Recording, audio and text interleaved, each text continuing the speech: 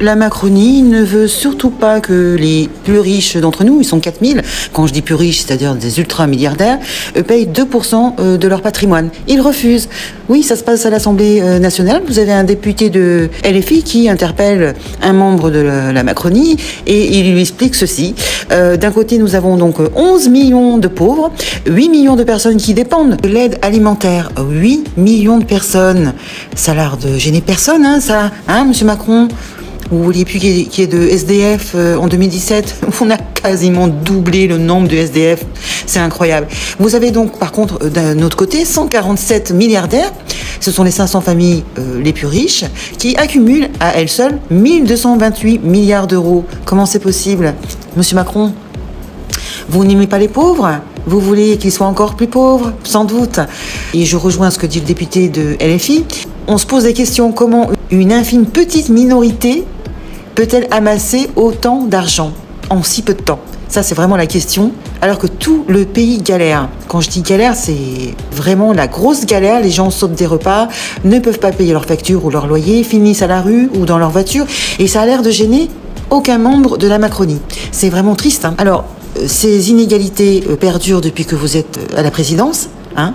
Elles étaient, c'est vrai, elles existaient déjà du temps de Hollande, mais elles se sont accentuées depuis que vous êtes là. Vous comprenez? Et ça commence vraiment à être pénible. L'État devrait servir à quoi, à votre avis? À mettre un peu de justice, un peu d'équité, un peu d'égalité entre les Français. Mais non. De la solidarité, par exemple, un mot peut-être que vous ne connaissez pas, hein, je présume. Non, puisque vous venez d'imposer à coup de 49.3 un budget ultra austéritaire, hein, et vous ne prenez absolument rien aux ultra riches.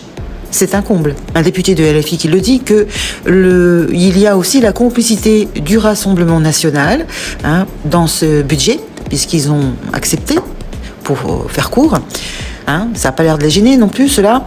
Ils ont jeté à la poubelle les 72 milliards que l'Assemblée nationale avait pourtant adopté amendement après amendement pour rétablir un peu de justice fiscale. Et tout ça, ça a fini à la poubelle. Ils espèrent, alors là je reviens à l'Assemblée, les filles ont écrit un texte pour ramener un petit peu d'équité au niveau fiscal, et ils espèrent que ça va être adopté, mais on connaît la chanson, ça va évidemment pas être accepté, hein. Ce texte, il demande à ce que les ultra-riches payent au moins 2% d'impôts sur leur patrimoine. C'est rien, 2%, et ça concerne que 4000 personnes.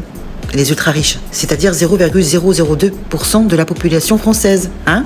Mais ils veulent pas. Pour redonner un exemple, ils disent que ces personnes ne peuvent accumuler autant d'argent en si peu de temps. Hein? C'est du vol. Moi, je suis d'accord avec ça.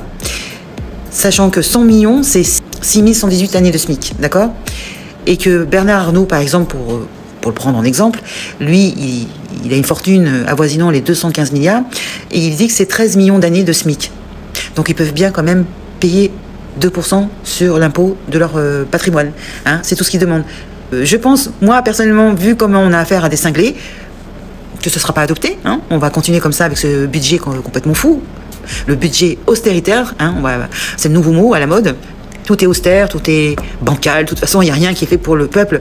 Tout est fait pour les riches. Vous le voyez bien, quand on baisse les impôts sur les sociétés de 33% à 25%, il y a bien un problème. Quand on fait des cadeaux fiscaux pour les grands groupes, quand on donne de l'argent aux grands groupes, il y a bien un problème. Et après, on nous dit on est endetté depuis 7 ans de 1300 milliards d'euros de dette. Non, mais attendez, c'est pas possible. Il n'y a rien à faire. Ils veulent continuer dans cette optique. Hein. On a fait les législatives pour qu'ils dégagent. Hop, ils reviennent par la fenêtre. On a les mêmes, hein, avant les législatives. N'oubliez pas, hein, ce qui s'est passé. Vous avez voté, ça n'a servi à rien. Et on continue encore pire qu'avant. Avec un budget encore pire qu'avant. Bon, bah écoutez, hein, dites-moi dans les commentaires ce que vous en pensez. Qu'est-ce que vous en pensez de mon gilet, hein? C'est rigolo. Bon, moi je sais pas quoi vous dire, hein, on verra bien.